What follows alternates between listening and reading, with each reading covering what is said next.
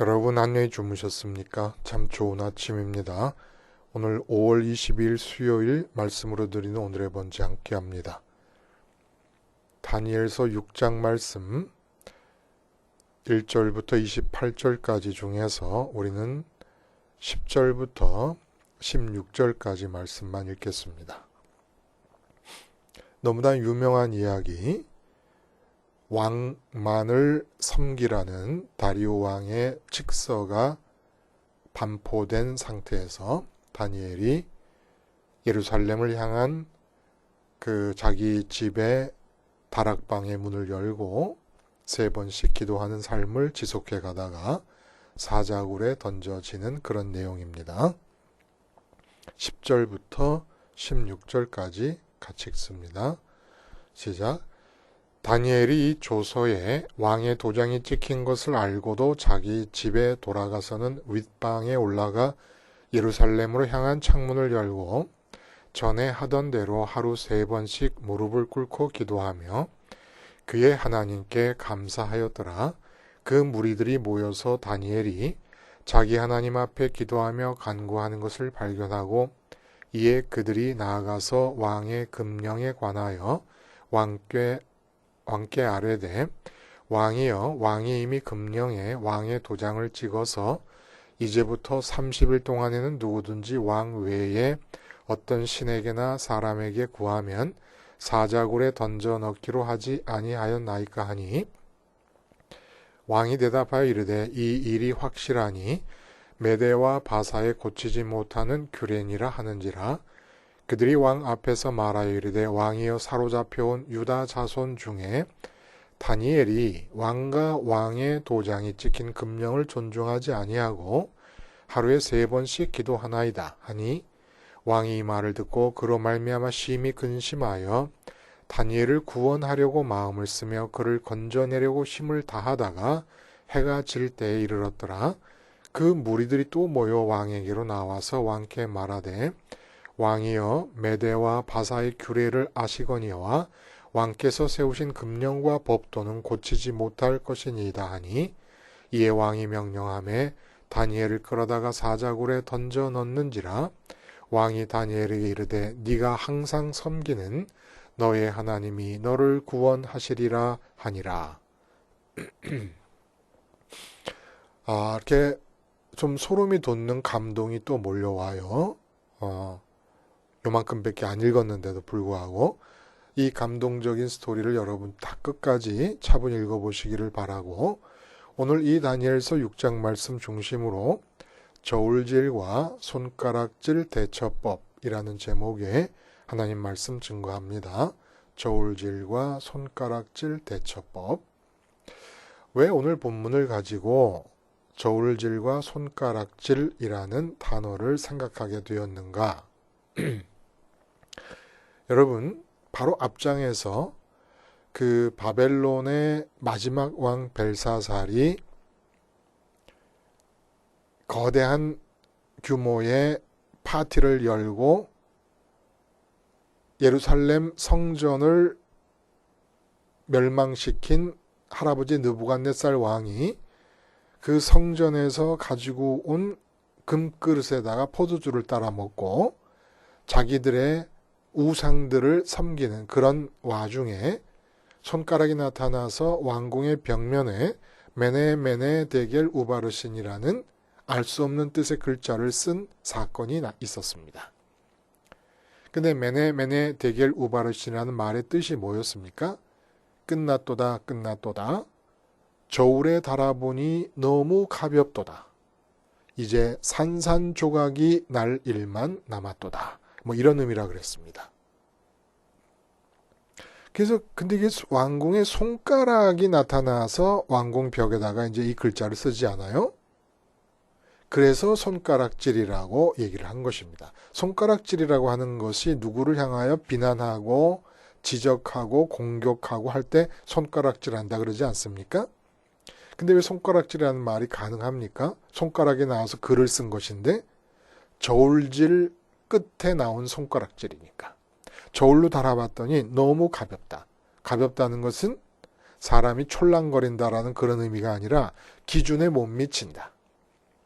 그러니까 하나님의 저울에 달아봤을 때 벨사살이 너무 가벼워서, 바람에 나는 겨처럼 가벼워서 더 이상 하나님께서 벨사살을 살려두고 당신의 뜻이 벨사살 왕을 통해 이루어지기를 기대하실 수 없는 상황이 되어서 이제 하나님께서 벨사살 왕에 대해 갖고 계셨던 모든 본래의 계획들이 다 포기하고 깨어져 나가고 벨사살이 죽임을 당하는 그런 이야기가 나왔었지 않습니까? 근데 오늘 본문은 벨사살 왕에 대해서가 아니라 다니엘에 대해서 똑같은 사건이 벌어진다는 거예요.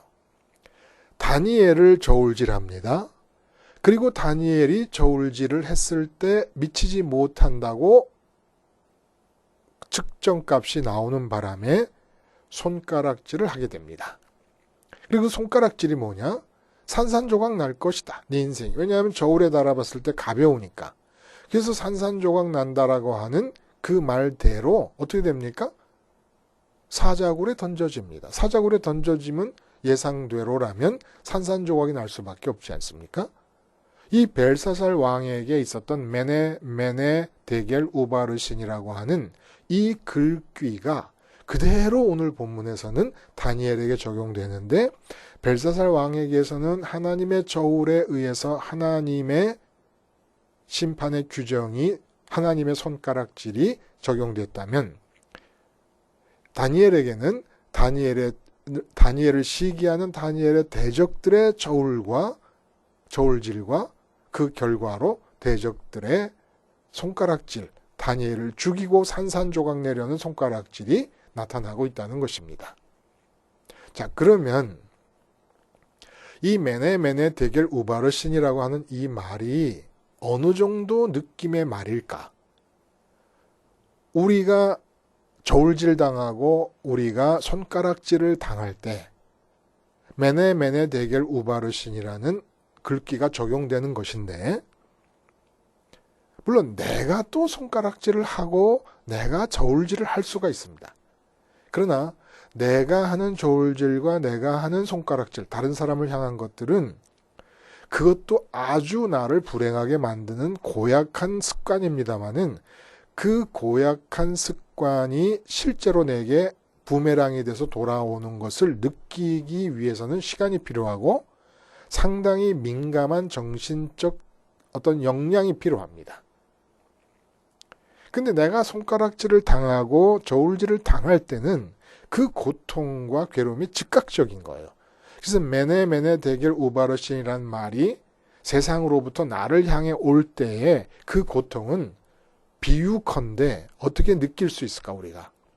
성경 속에 벨사살 왕에게 주어진데 벨사살 왕이 무릎이 다 녹아내리는 것 같다 그러잖아요. 온몸이 덜덜덜 떨리고 그 느낌은 이런 것일 수 있습니다. 그러니까 대처법이 필요한 거예요. 이렇게 지독한 것이니까. 어떻게 지독한 것이냐? 세상이 저울질하고 세상이 나를 손가락질한다는 것. 메네 데겔 우바르신이라는 말을 세상이 나를 향하여 하게 될 때 그 느낌이 어떤 것이냐를 비유적으로 표현하자면 여러분 그거 아세요?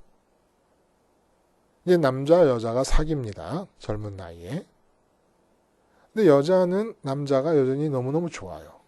근데 이 남자친구가 갑자기 마음이 변심해서 이 여자를 끊어버리면 좋겠다라는 생각이 들 때 한 방에 여자를 끊어낼 수 있는 아주 모질고 지독한 말, 그런 말들이 떠돌아다니잖아요. 그런 말들 중에서 여러분 아시는 거 있습니까? 여자는 여전히 남자가 좋습니다. 여전히 좋아서 방긋방긋 웃고 남자를 만났는데 그 남자가 밥 먹으면서 하는 말, 밥도 안 먹고 푸르퉁하게 앉아있어요. 그러니까 여자가 왜 그래? 자기 왜 밥을 안 먹고 있어? 이렇게 이쁘게 물어본 거예요. 근데 그 남자친구가 네가 밥 먹는 꼴이 너무 보기가 지겹다. 네가 밥 먹는 모습이 꼴 보기 싫다. 그리고 거기서 더 해가지고 네가 숨 쉬는 소리까지 싫고 네 호흡이 퍼져가는 한 공간에 같이 있고 싶지 않다. 이런 등등의 말을 진지하게 해버렸다. 그때 여전히 이 남자친구를 좋아하고 사랑하고 있는 이 여자친구의 마음을 한번 상상해 보세요. 산산조각이 나는 거 아닙니까? 우바르신이라는 말처럼 매네매네 내 마음에 여자를 저울질하는 저울이 있거든.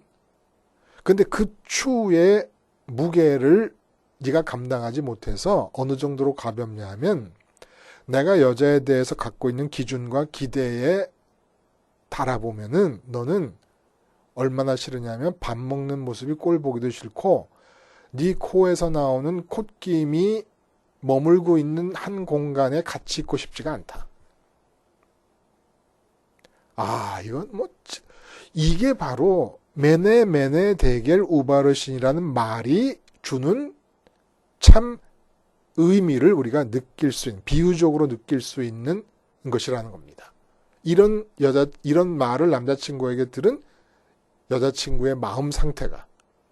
그래서 우리가 이 세상에서 끊임없이 공식적으로 아니면 사적으로 저울질을 당하며 손가락질을 당하고 있는 거예요. 예를 들어 입학시험이다. 입사시험이다. 자격증시험, 면허시험. 이 다 사실은 공식적으로 세상이 만들어 놓은 저울에 나를 달아보는 시험 아닙니까? 세상의 저울질이에요, 결국. 세상이 나를 측정할 때. 예를 들어 삼성의 입사시험을 봤는데 떨어졌다. 삼성이 나를 저울질해서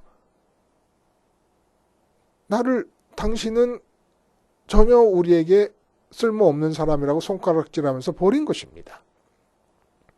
또 연예인이라든지 예술가라든지 문학인들처럼 대중들 앞에 자기 스스로를 대중들이 갖고 있는 저울에 올려놓게 되는 그런 직업의 사람들도 있습니다.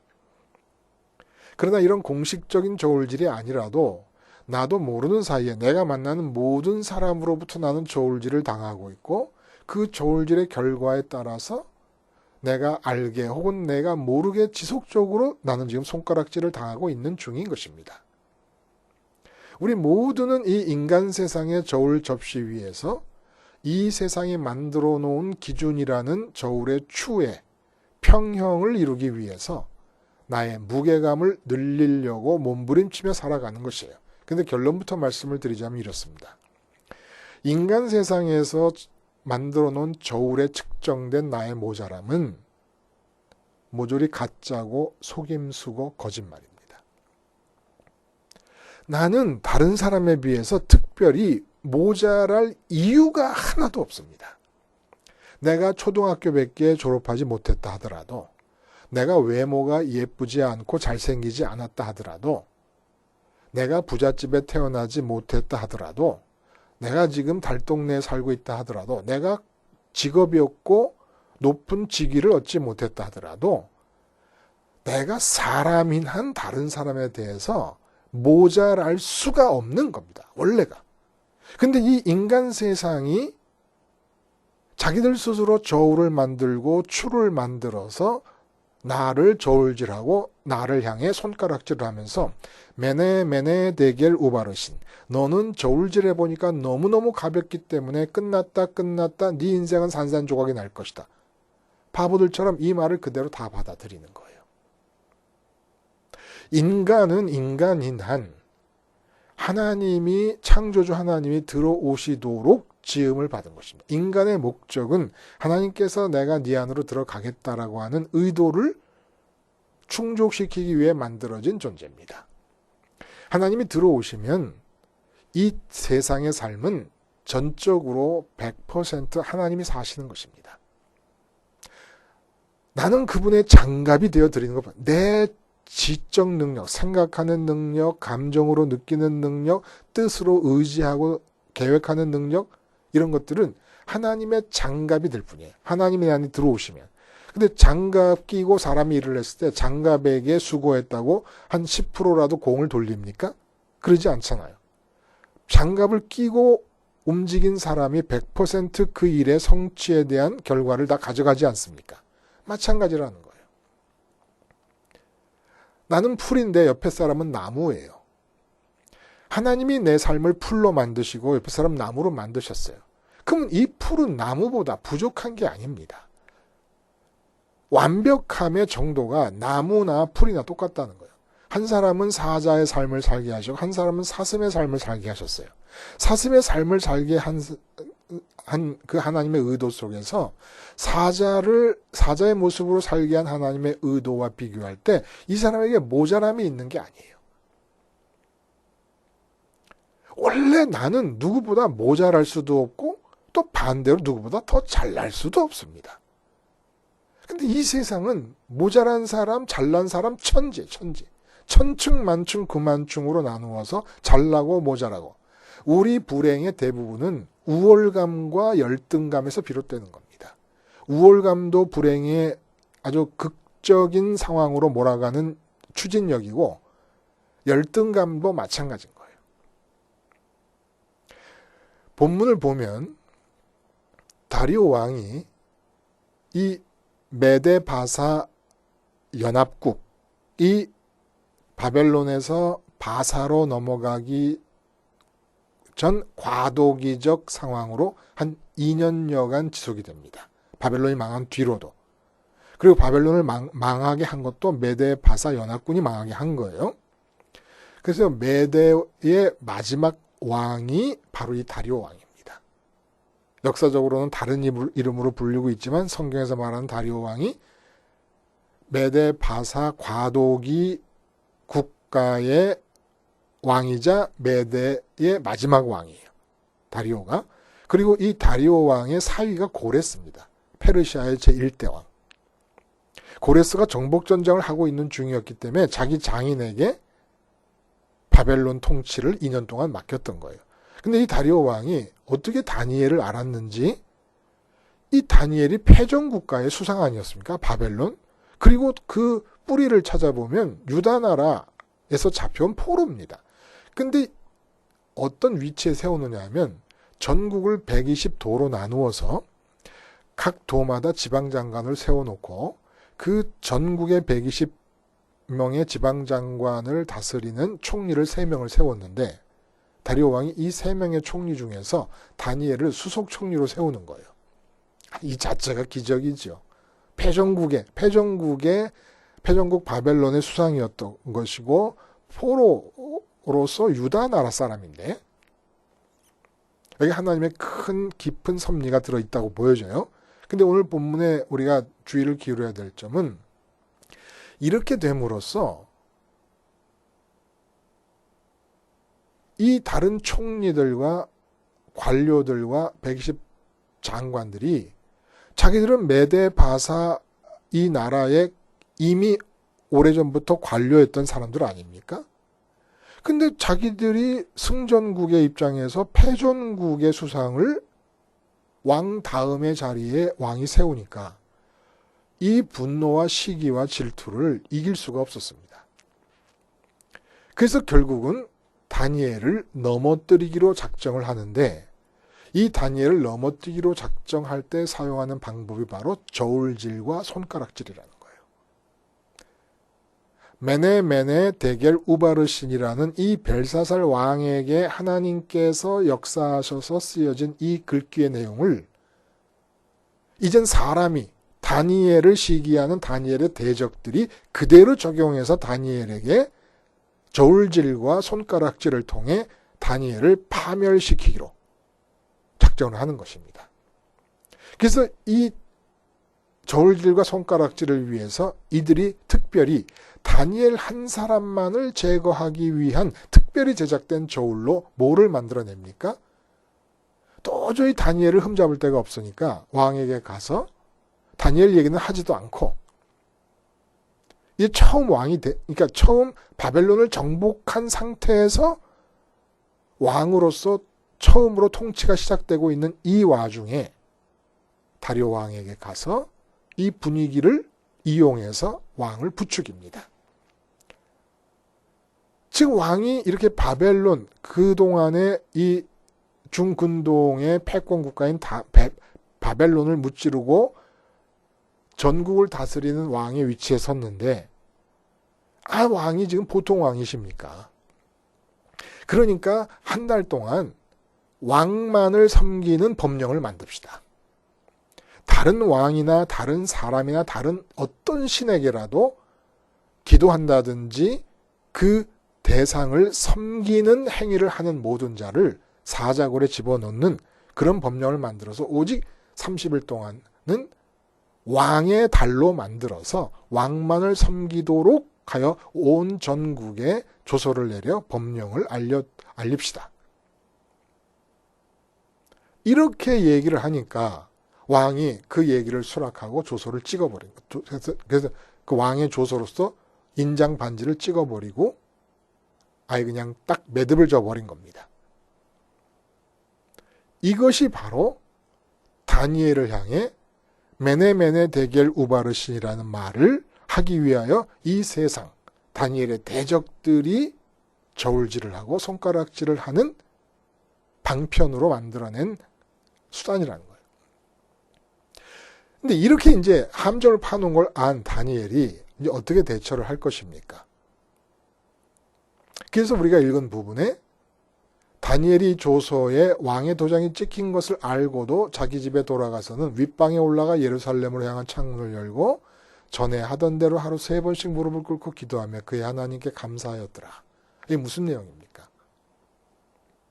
지금 자기 자신에게 메네메네 데겔 우바르신, 아직도 여전히 좋아하는 여자친구의 마음에 남자친구가 밥 먹는 것이 꼴보기가 싫어졌다. 네 호흡의 기운이 남아있는 공간에 함께 있고 싶지 않다. 여자친구의 마음을 산산이 부숴 인생이 끝난 것 같은 느낌을 가져다 줄 수 있는 그런 말들과 똑같은 의미의 이 세상을 살아야 되는 사람의 입장에서는 이 세상으로부터 완전히 버림받을 수밖에 없는 메네메네 데겔 우바르신이라는 말을 지금 듣게 된 상황이 되었다는 거예요. 왕에게만 절을 해라 라는 추를 가지고 저울질을 들이댄 겁니다. 근데 다니엘은 도저히 그럴 수 없는 사람이라는 걸 다 알고 다니엘을 잡기 위한, 다니엘만을 위한 저울질이었다는 거예요. 특별히 고안한 저울이죠.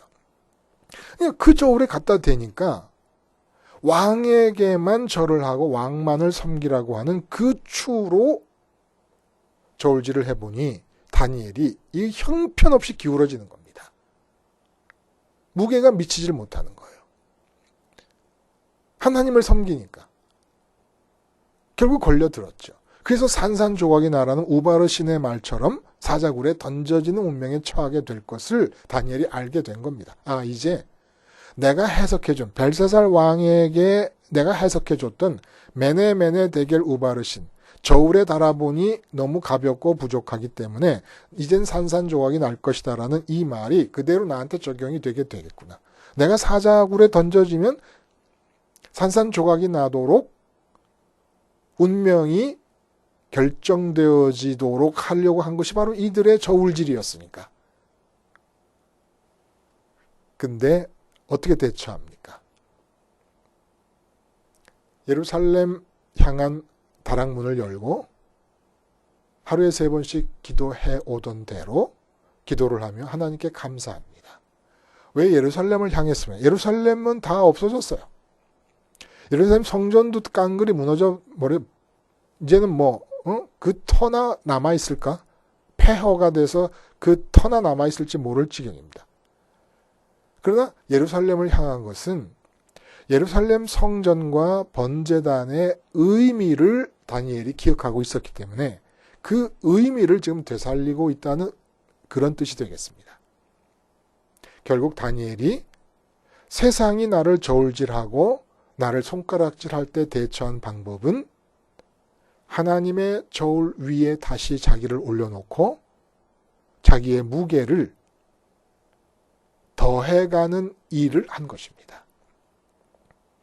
세상의 저울질과 세상의 손가락질을 어떻게 대처하느냐? 역시 하나님의 저울에 올라가서 하나님의 기대치가 이 저울의 추 아닙니까? 하나님의 기대치가 뭐예요? 내가 너한테 들어가야 된다. 들어가고 싶다. 들어가기 위해 너를 만들었다. 라는 이러한 본래의 우리를 창조하실 때 가졌던 그 기대치가 무게추에 저울추. 그럼 어떻게 하나님을 실제로 내가 갖습니까? 하나님의 이름을 불러야 돼요. 하나님의 이름을 부르는데 막 부르면 됩니까? 성전의 의미를 되살려야 된다는 거예요. 성전이 어떻게 돼 있었습니까? 지성소에 하나님의 이름만 있었어요. 근데 나는 살다 보니까 자꾸 마음에 다른 것들이 들어와요. 이 세상에 들어와요. 그래서 번제단에서 죽습니다. 결국 아담이 처음 의식을 깨고 만난 대상이 하나님이었을 때 그 마음에는 아무것도 없는 상태에서 하나님을 만나게 되지 않았습니까? 그 상태를 성전 생활화를 통해 번제단의 생활화를 통해서 계속해서 이루어냄으로써 하나님을 안으로 모셔드리고 하나님의 저울에서 이 저울이 균형이 유지가 되도록 만들어가는 것입니다. 이걸로 대처를 했다는 거예요. 결국 이 세상에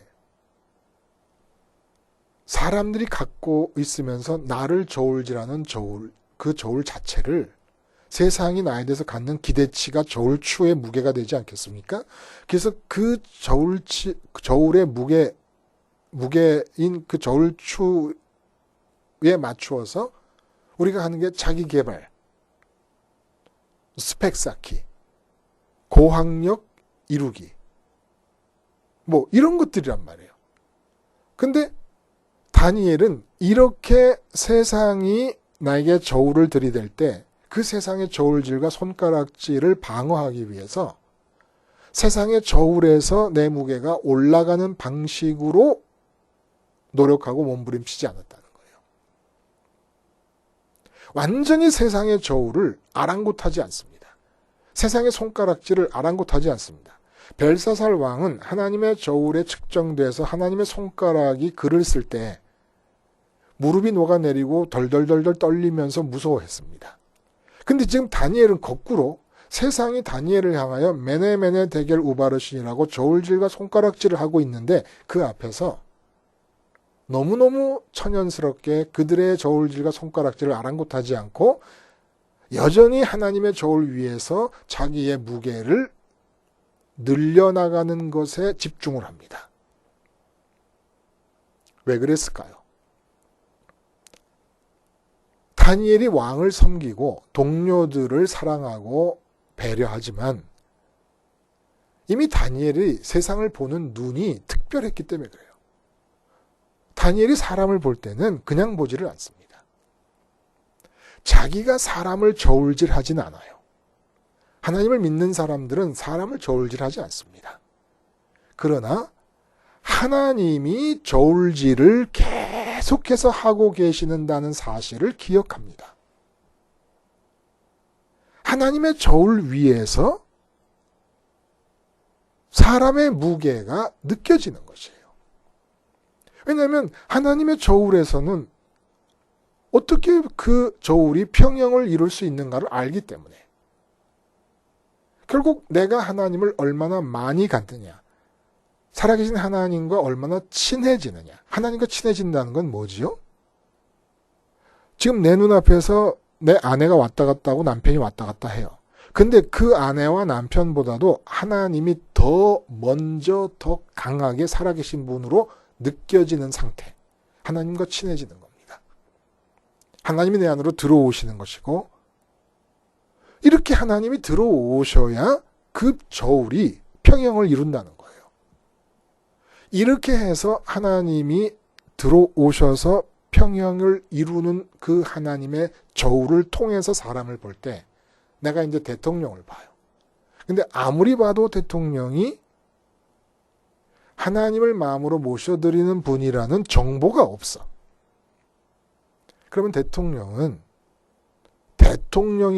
삼권이 분립되어 있고 이 국가의 수장으로서 국군 통수권을 갖고 있는 막강한 권력이 있는 분임에도 불구하고 하나님의 저울을 통해서 볼 때는 벨사살 왕이 너무너무 가벼워서 바람에 나는 겨 같아가지고 산산조각이 나는 운명이 처해지는 것처럼 대통령을 봐도 무게감이 느껴지질 않는 거예요. 하나님의 저울을 통해 사람을 보니까. 다리오 왕을 극진히 총리로서 섬겼습니다. 그러나 그것은 하나님을 마음에 담았을 때 그 하나님께서 다니엘에게 허락하는 삶의 현장이었기에 왕을 섬겼던 거예요. 그러나 그 왕이 하나님의 저울에 비추어 봤을 때 다니엘에게 오는 느낌은 도저히 왕을 아랑곳할 수가 없는 존재인 것입니다. 하나님을 아랑곳하느라고 왕을 섬겼던 것이지 왕의 명령이 하나님과 다니엘 사이의 관계를 해치는 것임에도 불구하고 왕을 따라야 될 만큼 왕의 존재가 다니엘에게 그렇게 무거운 존재가 아니었다는 거예요.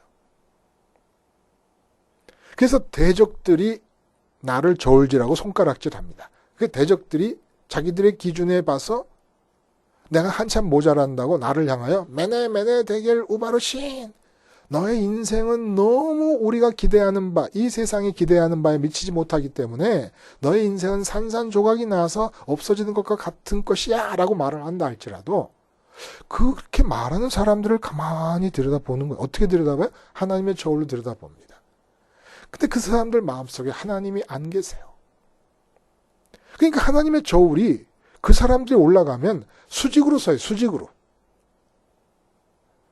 그 나도 신경 안 쓰는 거예요. 나도 신경 안 쓰는 거예요. 어떻게 모세가 지팡이 하나 잡고 애굽 왕 앞에 가서 애굽의 하부 경제를 떠맡고 있던 노예들을 다 해방시키라는 요구를 할 수가 있었겠습니까? 얼마나 바로 왕이 우습게 보였으면. 애굽의 왕 바로가 누구입니까? 천하를 호령한 사람 아니야? 근데 얼마나 우습게 보였으면 그 앞에서 그 애굽의 하부 경제를 떠맡고 있는 노예들을 다 해방시키라는 요구를 할 수 있었겠으며 다윗이 어떻게 골리앗 앞에 그렇게 나갈 수가 있었겠습니까? 하나님의 저울로 보는 거예요. 하나님의 저울. 그래서 다윗이 뭐라 그래요? 할례 받지 못한 저 사람이 누구길래? 할례 받지 못했다는 게 뭡니까? 전능하신 하나님 앞에서 행하는 것이 할례 받음의 의미 아니에요? 날마다 하나님을 받아들임을 강줄기가 흐르고 물줄기가 흐르듯이 하나님을 받아들인 거예요. 다윗이. 그렇게 하나님의 저울의 관점에서 골리앗을 보니까 이건 무슨 이 뭐야 이거. 아랑곳할 수가 없다는 거예요. 아랑곳할 의미가 없다는 겁니다. 국회의원, 우리가 진짜 바른 국회의원을 뽑을 수 있는 마음가짐이 어떤 마음가짐입니까? 국회의원이라는 자리가 하나님의 저울로 봤을 때 그 국회의원이라는 사람 속에 하나님이 들어와 계시지 않는다면 이 바람에 나는 교만도 못하다는 걸 알아야 올바른 국회의원도 뽑을 수 있지 않겠습니까? 뿐만 아니죠. 이런 식의 저울질과 손가락질이 아니더라도 근본적으로 이 세상을 바라보는 우리의 눈이 하나님의 저울을 통해서 바라보는 거예요. 그러니까 두 가지 효과가 있는 거예요. 하나님의 저울을 바라보면 우선 급한 것은 내가 그 위에 올라가서 무게가 늘어가야 됩니다. 하나님을 많이 받아들이고 계속 받아들여서 하나님이 내게 들어오시는 것이 성령의 생수의 강이라고 말씀하시는 것처럼 하나님이 내게 들어오심이 물줄기가 되도록 내가 하나님을 향해서 내 마음을 고정시켜 놔야 되는 것이 중요합니다. 그렇게 될 경우에 이 세상에서 하나님의 저울로 통해 볼 때 가볍게 느껴지는 그 어떤 사람의 말도 내가 신경 쓸 필요가 없고 아랑곳할 필요가 없다는 거예요. 자, 결국 사자굴에 던져졌는데 상처 하나 없이 다시 나오게 됩니다. 이 뜻하는 바가 뭡니까? 이 세상의 저울질과 이 손가락질은 다 거짓말이라는 거예요. 이 세상의 저울질과 손가락질이 힘을 발휘하는 이유가 뭔지 아십니까? 우리가 그것을 믿기 때문에. 남자친구가 밥 먹는 모습이 꼴보기 싫다고 하는 그 말을 여자친구가 받아들이듯이 그렇게 받아들이니까. 삼성과 LG와 SK 입사시험에 떨어지면 나는 이 대한민국 사회의 엘리트가 못 된다는 생각을 스스로 갖게 되니까 힘을 발휘하는 겁니다. 거짓말에 신뢰를 부여하고 있으니까. 여러분은 초등학교밖에 못 배웠고 달동네에 살고 있고 혼자 독학을 한 적도 없고 일자무식이고 아무것도 모르고 돈도 없고 이쁘지도 않고 아무 능력도 없어도 지금 여러분이 그 상태로 존재하고 있는 이유는 천지를 지으신 하나님을 마음으로 받아들여서 하나님의 저울에서 평형을 이루기를 하나님이 기다리고 계시기 때문입니다. 하나님이 일단 평형을 이룰 정도로 하나님 저울의 평형을 이룰 정도로 내가 하나님을 모셔드리고 나면 나의 스펙 없음, 나의 부족함, 나의 모든 것을 고려하신 하나님께서 당신이 계획하신 바를 이루어 나가시면 나무 앞에서 1%도 부끄러움을 가질 필요가 없는 100% 완전한 풀이 될 수도 있는 것이고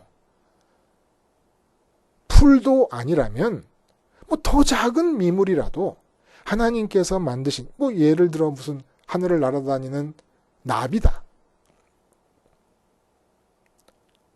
뭐 완벽한 겁니다. 그 자체로.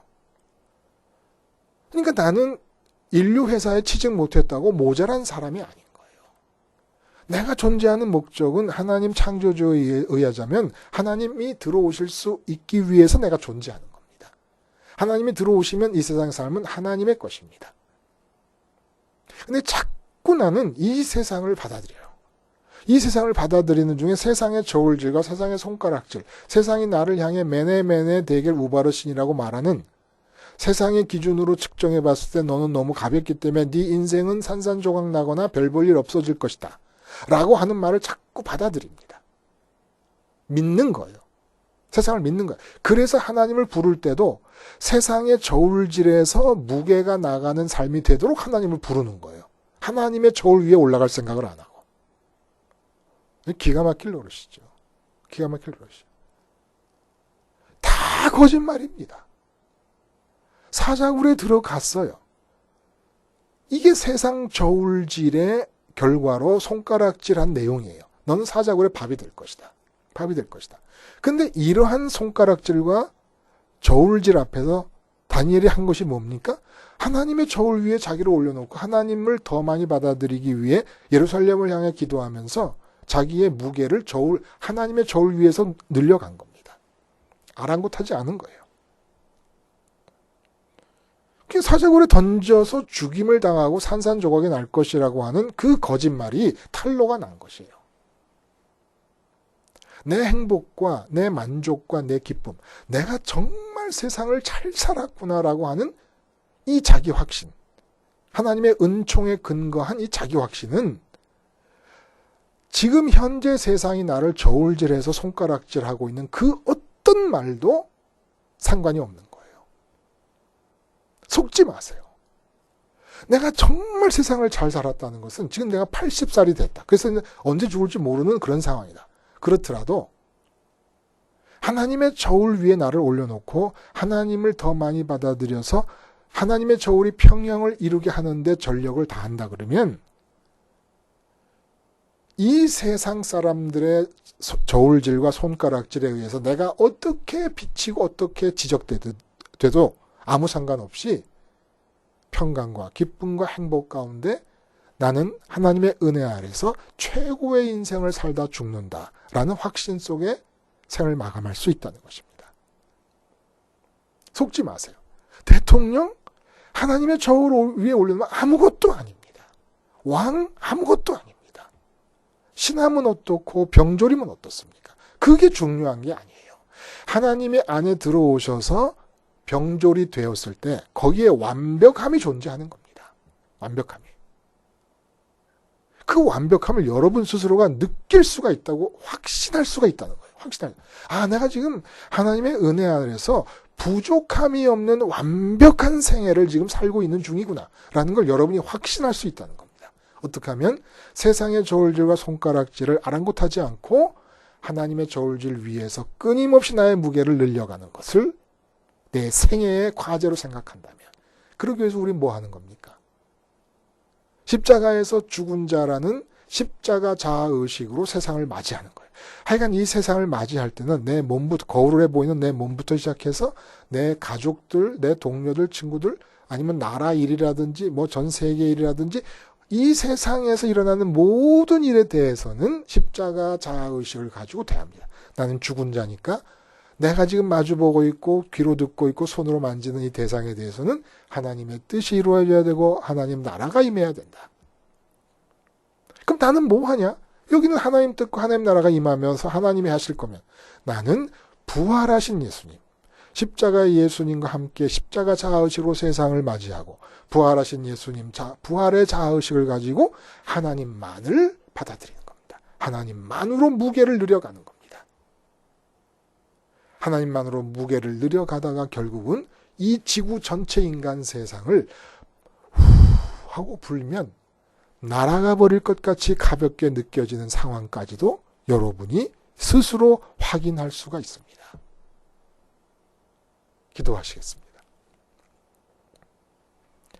하나님 아버지, 십자가 생활화가 이 세상을 향해 십자가 자아의식으로, 하늘에 계신 아버지를 향해 부활 자아의식으로 표현되며 하나님 저울 위에 무게를 늘려가는 바람에 세상의 저울질과 손가락질이 전혀 아랑곳할 필요가 없는 것들이 되는 세상을 이긴 자의 삶을 살게 해 주시옵소서. 예수님의 이름으로 기도드리옵나이다. 아멘.